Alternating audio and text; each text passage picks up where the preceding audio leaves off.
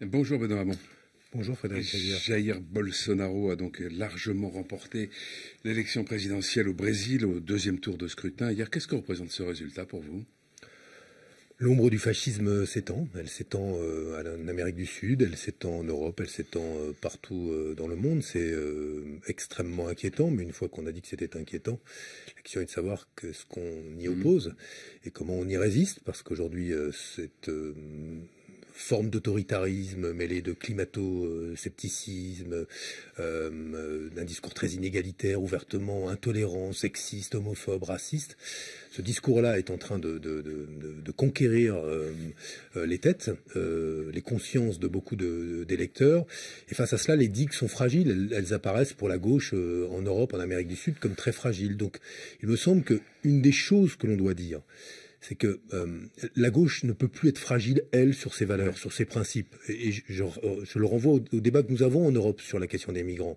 Sur cette question-là, il y a une digue culturelle, idéologique, j'assume le mot idéologique, sur avons-nous un devoir d'hospitalité, d'accueil à l'égard de gens pauvres qui réclament simplement l'asile, ou ferme-t-on les frontières, construit-on notre avenir en opposition et en fermeture par rapport à ces grands mouvements de population? Au Brésil, on vient de fermer les portes. On vient de les fermer peut-être aussi sur la démocratie, les portes. Et c'est effectivement très inquiétant. Dans une tribune qu'on va évoquer pour d'autres aspects dans un instant, que vous avez signée dans Le Monde le 24 octobre, vous dites « Le rôle des gouvernants n'est pas de démentir le réel ». Est-ce que l'explication de cette montée du populisme, du nationalisme n'est pas en partie là? Mais écoutez, il y a des points communs. Trump vient de féliciter Bolsonaro. Ils ont un point commun. Ils pensent qu'il n'y a pas de réchauffement climatique. Ou pour Trump, il pensait que c'était une stratégie des Chinois pour affaiblir les Américains. Ils pensent que ça n'existe pas. Et ils construisent l'avenir de leur pays dans le déni de cette réalité. Donc ils mettent en danger leur propre population, mais après tout, ils s'en moquent, puisqu'ils appartiennent aux classes les plus aisées, qu'ils pensent qu'ils seront toujours à l'abri, eux et leurs enfants, de ces phénomènes-là, et montent partout ce qu'on appelle aujourd'hui le carbofascisme, c'est-à-dire une idéologie qui est à la fois extrêmement autoritaire sur le plan démocratique et social, inégalitaire, mais en même temps qui nie une réalité. Mais ce carbofascisme, à quoi fait-il face, hélas? Au carbolibéralisme. Parce qu'aujourd'hui, les libéraux, sous prétexte, à l'abri de leur discours de communication, prétendu vert, continuent une politique qui est de surexploitation des ressources fossiles de la planète, de déforestation, d'artificialisation des sols. J'en veux pour preuve la France. Parce qu'on y trouve des carbolibéraux qui d'un côté font des taxes sur le diesel, mais de l'autre continuent à donner des permis d'exploitation et de forage à Total. Vous les défendez, ces taxes? Parce que vous êtes un fervent partisan de la transition énergétique. Je suis un fervent partisan de la transition écologique, mais c'est pas de ça dont on parle là. Là, on lève une taxe pour combler des déficits budgétaires qui ne financent absolument pas la transition écologique. On fait supporter de facto le poids de cette fiscalité nouvelle sur les épaules de ceux qui n'ont pas souvent le choix que de prendre leur voiture loin de leur lieu de travail, etc. Vous vous sentez solidaire? Vous vous sentez solidaire de ceux qui fument des clopes et qui roulent au gasoil, pour reprendre l'expression de Benjamin Griveaux? Mais c'est pas le sujet, justement. Parce que, et c'est là que Griveaux est d'une totale malhonnêteté. La réalité, c'est qu'il faut des alternatives en termes de transport public. La réalité, c'est qu'il faut qu'il y ait une fiscalité qui soit à peu près fixe et non pas en pourcentage, qui ne nous amène pas sur les carburants parce que ça va continuer à augmenter, à ce que dans les faits, la charge repose sur les épaules de celui qui prend la voiture seulement, mais pas sur Total. Total est un des plus grands contributeurs au réchauffement de la planète et aux émissions de CO2 en France. Est-ce qu'il y a une fiscalité spécifique sur ceux qui s'enrichissent, distribuent des dividendes considérables et font des bénéfices monstrueux sur la base de l'exploitation des ressources fossiles? Non. Bien, moi, je considère que la fiscalité écologique, la question des péages urbains, la question des alternatives au transport par voiture, tout ça doit faire l'objet d'un plan. Mais là, en l'occurrence, faire passer une seule et unique mesure de fiscalité écologique sur les carburants pour la grande affaire en matière de transition écologique, alors qu'il n'y a aucun plan, aucun programme, aucune politique ambitieuse dans ce domaine-là, en réalité, on masque et on dissimule une simple mesure de création d'une taxe nouvelle pour financer, quoi? Les déficits budgétaires, c'est-à-dire continuer à payer les grands cadeaux qu'on a fait aux riches en début de quinquennat. Mais est-ce qu'on a le début d'un commencement de solution en zone rurale, où pour l'instant il n'y a vraiment pas d'alternative à l'automobile? Mais si, il y a des... Enfin, pas toujours, il n'y a pas toujours vous n'avez pas toujours une gare à porter. Bah oui, mais justement, pour commencer, il ne faut pas les fermer, les gares. Pour commencer, il ne faut pas fermer les petites lignes au motif qu'elles ne sont pas rentables. Donc vous avez un gouvernement qui vous dit « je fais de l'écologie », mais ferme quoi? des voies de chemin de fer, au motif qu'elles ne sont pas rentables. Aucune incitation à choisir justement le train, à avoir des gares desservies par des lignes qui sont des lignes régulières. On fait le choix de fermer des gares, fermer des lignes, et on abandonne toute logique de service public.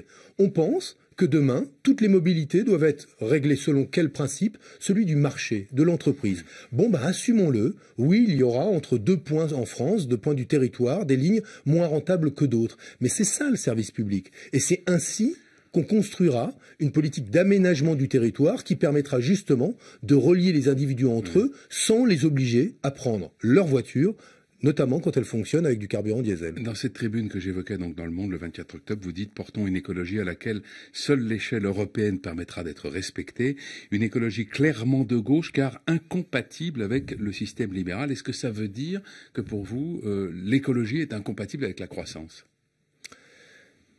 Écoutez, moi je crois que la croissance infinie dans un monde fini, c'est idiot, absurde.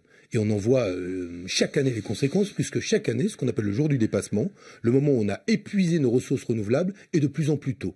On attaque les stocks de plus en plus tôt. C'était au 1er août cette année, ce sera au 31 juillet l'année prochaine. Donc voilà la réalité. Donc je pense aujourd'hui qu'il faut penser les politiques économiques différemment. Ne pas avoir comme seule boussole la croissance de la richesse matérielle, surtout quand elle continue à creuser les inégalités ou elle ne règle rien aux inégalités et quand elle se fait au détriment de notre cadre de vie, notre santé environnementale, de la qualité de notre alimentation ou de l'air que l'on respire. Première chose. Et les conséquences que j'en tire, elles sont doubles. C'est que plutôt que l'Europe fonctionne obsédée par la question des déficits publics et de la dette publique, elle devrait adopter des critères pour examiner les politiques publiques de chacun de ces États qui soient fondés justement sur la transition écologique. Si demain la Commission européenne devenait l'arbitre des politiques européennes sur la question écologique plutôt que sur la question budgétaire, nous aurions là un continent qui se mettrait en situation de faire face aux défis qui lui est posé, c'est-à-dire de convertir son économie à l'écologie. Et la deuxième chose, c'est comment la Banque centrale européenne, qui crée des dizaines de milliards d'euros par la création monétaire supplémentaire tous les mois, comment cette politique-là, la Banque centrale européenne, est mise au service d'un New Deal vert, d'une politique de transition énergétique et écologique. Il faut plusieurs centaines de milliards d'euros. Nous en avons les moyens.